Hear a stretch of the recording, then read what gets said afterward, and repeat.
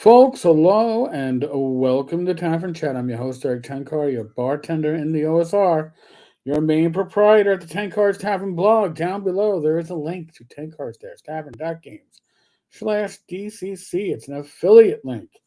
They have a humble bundle up. It's got DCC and MCC material, I think 77, 78 PDFs for $25, but for as little as $1, you can get the DCC rules and 2 adventures. I mean, that's just something that if you don't have the DCC rules, jump on it to get them. And if you do have them, jump on it to get the adventures. So, VentureBeat had an article, an interview with Chris Cox. Please, no juvenile comments about the name.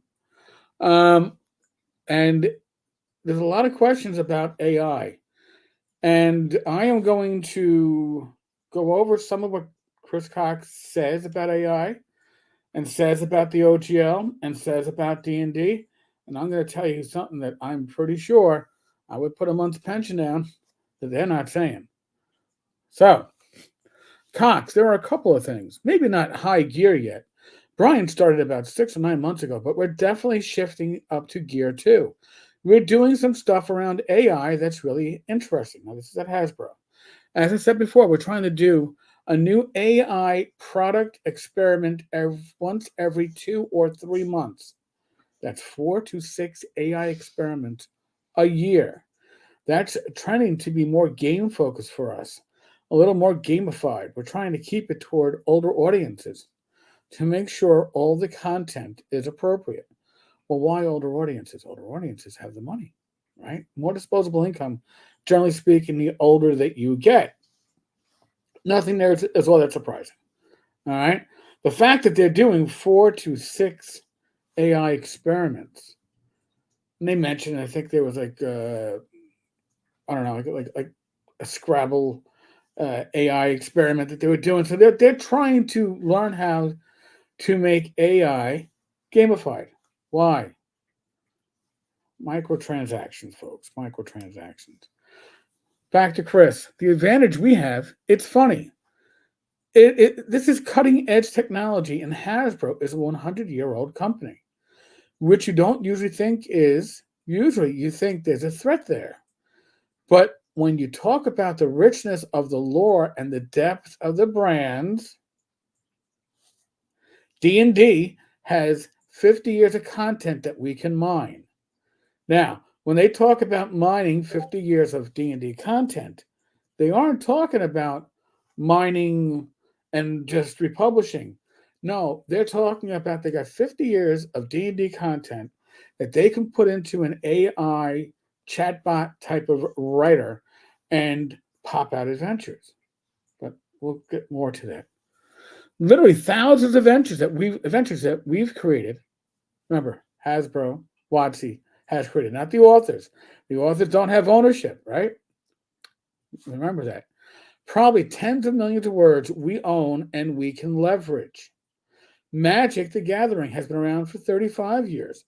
More than 15,000 cards we can use in something like that. Peppa Pig, who cares about Peppa? But Peppa Pig has been around for 20 years and has hundreds of thousands of hours of published content that we can leverage. All right. So again, they know they have all this material. They have the rights to it. We're going to get a bit beyond that in a second. Transformers. I've been watching Transformers TV shows since I was a kid in Cincinnati in the early 80s. We can leverage all of that to be able to build very interesting and compelling use cases for AI that can bring our characters to life. We can build tools to aid in content creation for users or create really interesting gamified scenarios around them. Well, that's hard to do if you are playing out of static books. But if you are playing on a VTT, well, now the VTT can also work as game master. The VTT can create adventures. They've got thousands of adventures that they can fall back upon to create a quote new adventure using AI. Unlimited adventures. Hey, wasn't that like a gold box game? I think so. So, GamesBeat. This is the interviewer. I don't know if there was a lesson to draw from all the D&D licensing controversy, but we're going into brave new worlds compared to what's been allowed in the past. Cox, we certainly weren't at our best during some points on the open game license, but I think we learned pretty fast. We got back to first principles pretty quickly, the 20 plus years that the open game license has been in existence. For something like D&D, I think that gives us a lot of experience to navigate what will emerge with AI.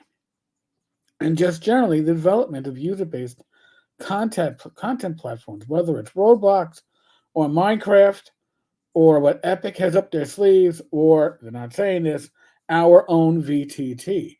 I imagine a dozen companies here at DICE are pitching something to publishers. Slide number 4. That's going to be the mindset that you have to remember as you evolve for the brave new world of tools that we have coming out. This is Cox, use AI in building out my D&D campaigns. I play D&D 3 or 4 times a month with my friends. I'm horrible at art. I don't commercialize anything I do. They're kind of... it doesn't have anything to do with work, but I'm able to accomplish with the being image creator or talking to ChatGPT. It really delights my middle-aged friends when I do Roll20 campaigns or a D&D Beyond campaign, and I put some PowerPoints together on a TV and call it an interactive map. While there's definitely areas of concern that we have to be watchful for, and there are definitely elements to the chess game that we have to think about before we move, it's a really cool technology. It has a lot of playfulness associated with it. If we can figure out how to harness it in the right way, it'll end up being a boon for users. All right. There's a lot to break down in here. But if they own the images, right? All this D&D art that's owned by WotC, that's owned by Hasbro, well, they could obviously program their own AI to only draw upon that artwork and create AI art going forward. And maybe it doesn't have to be in a pub's adventure. Maybe it's just AI art popping up on that new AI written adventure for your AI GM'd game on the WotC VTT. Now, here's a little thing. Now, this is don't say conspiracy theory, but remember with the new improved OGL that they were trying to push down our throats, included that WotC would have the rights to republish your work. They weren't going to republish your work. They were going to put your work into a VTT chatbot AI. Your work was going to be used to turn that thousands of adventures into 10,000 adventures of source material for the AI to develop, quote, new material. I certainly believe that was the game plan. And I believe going forward, if you publish on whatever their VTT marketplace is going to be, that your work could be incorporated into the AI bot that's going to be generating adventures. And if you don't think they're going to be generating adventures, everything on this VTT is going to be trying to sell ease of use. You could jump right in. Hey, you don't even need a DM. It'll get there. Trust me. It'll be there. But that is what they're not telling you about the OGL. The OGL wasn't so they could republish your work in the latest, Tasmagoria's Famous Mazes book or whatever the latest book schlock they're going to push out. Because they're not looking to push out too many books anymore, right? They're trying to get away from print. They were going to take your work written under the OGL, and use it to fuel their AI. Again, I'd put a month's pensions down on that one. So, folks, tell me what you think. How much is Chris Cox revealing with this interview? I think he revealed more than he intended to. That's my feeling. This is going to be the future. This is why you need to support third-party publishers. This is why you need to support independent publishers, those that walk away from the OGL but are still supporting old school games. This is the future of gaming. Well, there's two futures of gaming. It's the AI future and it's the handcrafted future. And I would rather support the handcrafted future. So, tell me what you think. I'm interested in hearing. As usual, be safe, be well, God bless. Roll those dice. Roll them well. Back again tomorrow with a live stream, 8 p.m. Friday.